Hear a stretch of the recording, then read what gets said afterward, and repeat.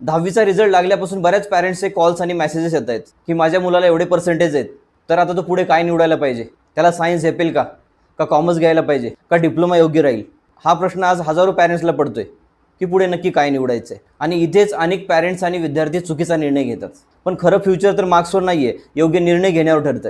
10वीला 90% आले म्हणून प्रत्येक विद्यार्थी हा डॉक्टर आणि इंजिनियरच होईल असं नाही. आणि 50 ते 60% आले म्हणून काय आयुष्य संपते असंही नाही. कारण प्रत्येक विद्यार्थ्याचं फ्युचर वेगळं असतं आणि प्रत्येकाकडे खास काहीतरी वेगळं टॅलेंट असतं. आजच्या काळात करिअरचे खूप ऑप्शन्स आहेत. काही विद्यार्थ्यांसाठी सायन्स बेस्ट असेल तर काही विद्यार्थ्यांसाठी कॉमर्स, काहींसाठी आर्ट्स तर काहींसाठी डिप्लोमा, तर काहींसाठी ITI सुद्धा योग्य असेल, किंवा काहींसाठी स्किल बेस्ड कोर्सेस सुद्धा योग्य असेल, तर काहींसाठी गव्हर्नमेंट एक्झाम प्रिपरेशन सुद्धा. तर पॅरेंट्सनी एक गोष्ट लक्षात ठेवावी, दुसऱ्यांच्या मुलांशी तुलना करून आपल्या मुलाचा निर्णय घेऊ नये. तर करिअर निवडताना ह्या 4 गोष्टी लक्षात घ्याव्यात. विद्यार्थ्यांची आवड, त्याची क्षमता आणि त्याची मेहनत करण्याची तयारी व तसेच योग्य मार्गदर्शनसुद्धा. जर ह्या गोष्टी समजून निर्णय घेतलात तर कोणत्याही मार्क्सपासून मोठं यश मिळवता येतं.